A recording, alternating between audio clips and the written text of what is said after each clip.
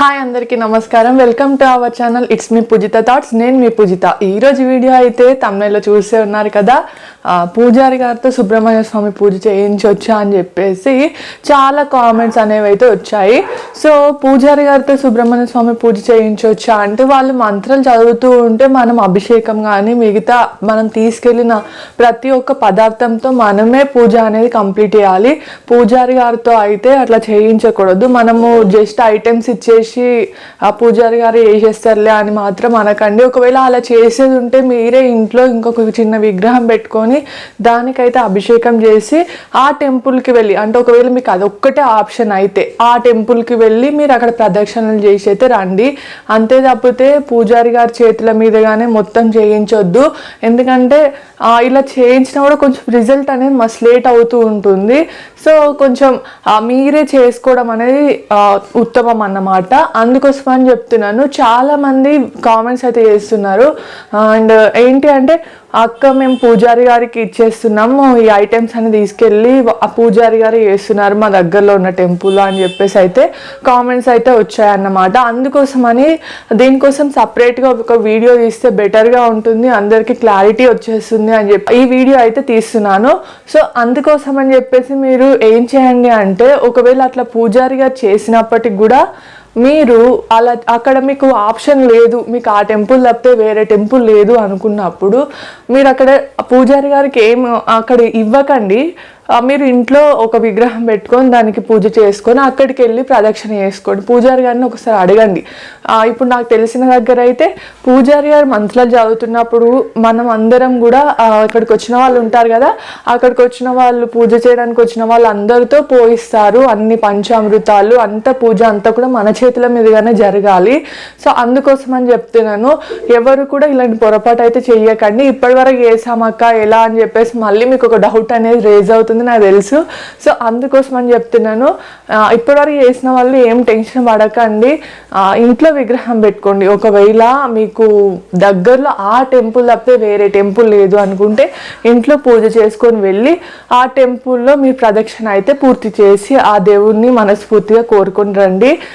దానికంటే వేరే టెంపుల్ ఉంది అనుకోండి, అక్కడికి వెళ్ళి చేయండి, కంటిన్యూ చేయండి, ఏం ఆపనవసరం లేదు. మళ్ళీ అది కౌంట్ కాదనుకోకండి.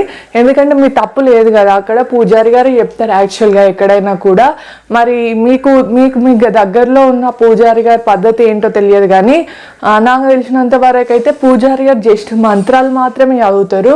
మనమే మొత్తం అన్ని పదార్థాలు కూడా మనతోటే వేయిస్తారు. పంచామృతాలైనా ఏదైనా కూడా మనతోటే వేయిస్తారు అన్నమాట. ఇదైతే గుర్తుపెట్టుకోండి. అండ్ మళ్ళీ ఇలాంటి అంటే ఆల్రెడీ మేము చేసినాం అక్క ఎట్లా అని చెప్పేసి అయితే టెన్షన్ పడని అవసరం లేదు. ఆ వీక్స్ కంటిన్యూ చేయండి, ఏం కాదు.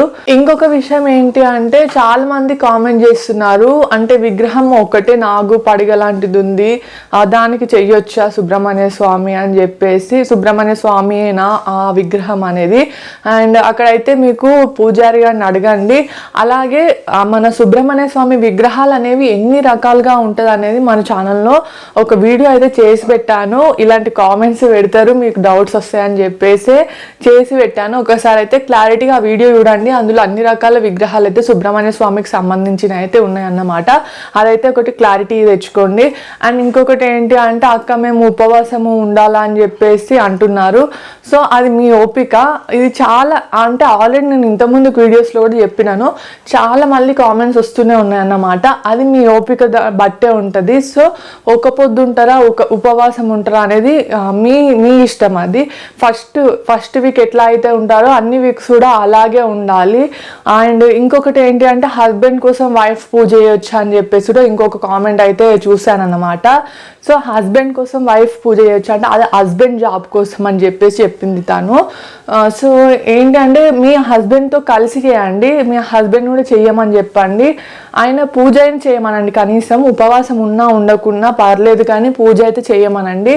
ఎందుకంటే ఆయన కోసం చేస్తున్నారు కాబట్టి ఆయన కూడా ఉండడం మంచిది అని నా ఒపీనియన్ అన్నమాట. ఇంకొక విషయం ఏంటి అంటే మా ఇంట్లో పెట్స్ ఉన్నాయి, అంటే చిన్న చిన్న డాగ్స్, వాళ్ళ డాగ్స్ పెంచుకునే డాగ్స్ ఉంటాయి కదా. సో ఆ డాగ్స్కి రోజు నాన్ వెజ్ పెట్టాలి, మరి ఎట్లా ఆ రోజు పెట్టకపోతే అని చెప్పేసి కూడా ఒక కామెంట్ అయితే వచ్చింది. నాకు చాలా నవ్వొచ్చింది ఫస్ట్. ఎందుకు అంటే ఆ పూజ చేసినప్పుడు మనం ఇంట్లోనే ఉండము, డాగ్ కోసం ఎందుకు వండుతాను చెప్పండి. ఆ ఒక్కరోజు దానికి నాన్ వెజ్ పెట్టకపోతే ఏం కాదు. సో మీరు అనవసరంగా ఆ డాగ్ కోసం చెప్పేసి మీరు అంత బాధపడాల్సిన అవసరం లేదు. ఆ రోజు దానికి పెరుగన్నం పెట్టినా తింటది కదా, ఏం కాదు. సో అదైతే గుర్తుపెట్టుకోండి. ఎవరి కోసం కూడా మీరు నాన్ వెజ్ అయితే వండకండి ఇంట్లో, అండ్ మీరు ముట్టుకోకండి, తినకండి అనే నేను చెప్తున్నాను అన్నమాట. ఇది చాలామంది, అంటే నేను ఇన్ని వీడియోస్ చేసినప్పుడు కూడా ఇన్ని కామెంట్స్ వస్తున్నాయి కాబట్టి మళ్ళీ దీనిలో మెన్షన్ చేస్తున్నాను అన్నమాట. ఇంకా ఏదైనా డౌట్ ఉందా కింద కామెంట్ చేయండి. అండ్ అక్క నేను 9 వారాలు నేను అయిపోయాయి, నా పూజ అయిపోయింది లాస్ట్ వీక్ ఇది అని చెప్పేసి కామెంట్ చేశారు. ఇంకా దేవుడు కరుణిస్తారు అని చెప్పేసి నేను ఒకటే చెప్తాను, అది మనకు వచ్చే టైం అనేది రావాలి, ఖచ్చితంగా ఆ టైంకి అయితే అవుతుంది. నేను 9 వీక్స్ చేశానని చెప్పాను కదా, 9 వీక్స్ తర్వాత నాకు వెంటనే చూపెట్టలేదు, అది అదృష్టం బట్టి ఉంటుంది. కొంతమందికి ఆ వీక్స్ మధ్యలోనే ఉంటుంది, అంటే ఆ వీక్స్ మధ్యలోనే మనం కోరుకున్న కోరిక అనేది నెరవేరుతుంది. కొంతమందికి అది అయిపోయాక 2-3 నెలలకి నెరవేరుతుంది. నాకైతే నా విషయంలో జరిగింది అయితే, నేను ఇప్పుడు ప్రస్తుతానికి మనం నవంబర్ని తీసుకుందాం. నవంబర్ తీసుకుంటే నవంబర్లో పూజ కంప్లీట్ అయితే నాది డిసెంబర్, జనవరి, ఫిబ్రవరి, మార్చ్లో కన్ఫర్మ్ అయింది. సో ఎన్ని నెలలు నేను వెయిట్ చేశాను కదా. సో అట్లా అన్నమాట, మన ప్రయత్నం మనం చేస్తూ ఉండాలి. ఈ 3-4 నెలలు అనేది నేను వెయిట్ చేశాను. సో ఎవరు కూడా అదని పెద్ద ఇష్యూలా తీసుకోకండి. మనం పూజ చేసి ఆ స్వామి పైన భారం వేసి మన ప్రయత్నం అనేది మనం చేస్తూ ఉంటే ఖచ్చితంగా మనకి కావాల్సిన, మనం కోరుకున్న కోరిక అనేది నెరవేరడానికి అయితే ఆస్కారం ఉంటుంది. అయ్యో మేము పూజ అయిపోయింది ఇంకా మాకు రిజల్ట్ అనేది వస్తలేదు అనే నెగిటివ్ భావనతో అయితే ఉండకండి. పాజిటివ్గా ఆలోచించండి, పాజిటివ్గానే జరుగుతుంది. మన ఛానల్ వీడియోస్ చూస్తే అయితే చాలామంది వేస్తున్నారంట, చాలా సంతోషంగా ఉంది. అందులో కొంతమందికి అయితే ప్రెగ్నెన్సీ కన్ఫర్మ్ అయిందంట మధ్యలోనే. సో మధ్యలో అయింది కదా, మళ్ళీ ఏం చేయాలి అని చెప్పేసి నెక్స్ట్ మీకు అదే క్వశ్చన్ వస్తే నేను చెప్తాను. సో వాళ్ళకి ఎట్లా కన్ఫర్మ్ అయింది, ఆ టైం అంతే. ఆ స్వామి కరుణించడంలో కొంచెం వెనుక ముందు, కాకపోతే ఖచ్చితంగా స్వామి కరుణకైతే అందరూ పాత్రులే. సో అదైతే గుర్తుపెట్టుకోండి. అండ్ 9 వారాలు మనం మొక్కుకుంటే ఒక 6 వారాలు అయిపోగానే మనకు ప్రెగ్నెన్సీ కన్ఫర్మ్ అయితే ఎలా అని చెప్పేసి కామెంట్ చేస్తారు. సో ఎట్లా అంటే ఇప్పుడు ఆ నార్మల్గా మంగళవారాలు జస్ట్ ఆ స్వామిని మొక్కుకోండి, కొబ్బరికాయ కొట్టొద్దు కాబట్టి ప్రెగ్నెన్సీ కన్ఫర్మ్ అయిన తర్వాతకి మీరు డెలివరీ అయిపోయాక నేను చేస్తాను స్వామి మిగతా వారాలన్నీ కూడా అని చెప్పేసి ఆ మిగిలిన వారాలు నార్మల్గా నాన్ వెజ్ తినకుండా ఉండండి, సరిపోతుంది. ప్రెగ్నెన్సీ టైంలో ఉపవాసాలు ఒక పొద్దులు చేయలేరు కాబట్టి ఏం కాదు, కాకపోతే జస్ట్ దీపం పెట్టి స్వామికి మొక్కుకోండి, అంత బాగుండాలి, బేబీ బాగుండాలి అని చెప్పేసి ఇది. అండ్ ఇంకా మీరు ఇప్పుడు పూజ చేస్తున్న వాళ్ళకైతే ఖచ్చితంగా ఫలితం అనేది వస్తుంది, వెయిట్ చేయండి. ఇప్పుడైతే ఈ వీడియో అయితే కంప్లీట్ అయిపోయింది. ఈ వీడియో ఎలా అనిపించింది అయితే కామెంట్ చేయండి. అండ్ ఇంకా మీకు ఏమైనా డౌట్స్ ఉన్నాయా అనేది అయితే కామెంట్ చేయండి, నేను ఆ కామెంట్స్ కూడా రిప్లై ఇస్తాను. అండ్ ఆ కామెంట్స్లో అందరికీ వచ్చే రెగ్యులర్గా డౌట్స్ ఉంటాయి కదా, ఆ డౌట్స్ అనేవి అయితే నేను మళ్ళీ పిక్ చేసుకుని ఆ కామెంట్స్ని నేను ఈ విధంగా వీడియోస్ అనేవి తీస్తాను. ఇంకా ఏ విషయమైనా కూడా, ఈ పూజ విషయం అనే కాదు, ఏ విషయమైనా కూడా కామెంట్ చేయండి. సో నేనైతే దానికి రిప్లై ఇస్తాను. మీకు చెప్పడం మర్చిపోయాను, ఇంకా కొన్ని కామెంట్స్ ఎలా ఉంటాయంటే, అక్క మేము ఈ ఫ్రూట్ తినొచ్చా, ఫ్రూట్ కస్టర్డ్ అది తినొచ్చా, బేబీ కార్న్ తినొచ్చా, ఇలా రకరకాల క్వశ్చన్స్ అనేవి వేస్తూ ఉన్నారు. సో మనం ఏది కూడా అట్లా ఏం తీసుకోకండి. మీరు నాన్ వెజ్ తినకుండా ఉండండి, ఒక్క పొద్దు ఉంటారా ఉపవాసం ఉంటారా అనేది ముందే డిసైడ్ చేసుకొని ఉండండి.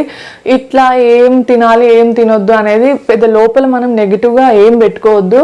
స్వామి అని మొక్కుకొని స్వామిని తలుచుకొని తినండి, ఏ తిన్నా కూడా. నాన్ వెజ్ అయితే తినకండి అంతే. ఎల్లిపాయ తినొద్దు అంటారు కానీ నేనైతే అదేం ఫాలో కాలేదు. మరి అది నాకు తెలిసిన వాళ్ళు ఫాలో కాలేదు. సో నేను చెప్పేది అది. సో ఏం కాదు, నాన్ వెజ్ ఒక్కటి తినకపోతే సరిపోతుంది. మీరు ఆ రోజు కలవకుండా ఉండాలి వైఫ్ అండ్ హస్బెండ్ అయితే. మళ్ళీ చెప్తున్నాను ఈ వీడియోలో, అండ్ అంటే అందరికి వచ్చే డౌట్స్ కాబట్టి చెప్తున్నాను అన్నమాట. ఇదైతే వీడియో నచ్చితే మాత్రం లైక్ చేయండి, అలాగే మన ఛానల్ని సబ్స్క్రైబ్ చేసుకోండి, పక్కనే ఉన్న బెల్ ఐకాన్ని క్లిక్ చేయడం మాత్రం మర్చిపోకండి. Thank you for watching.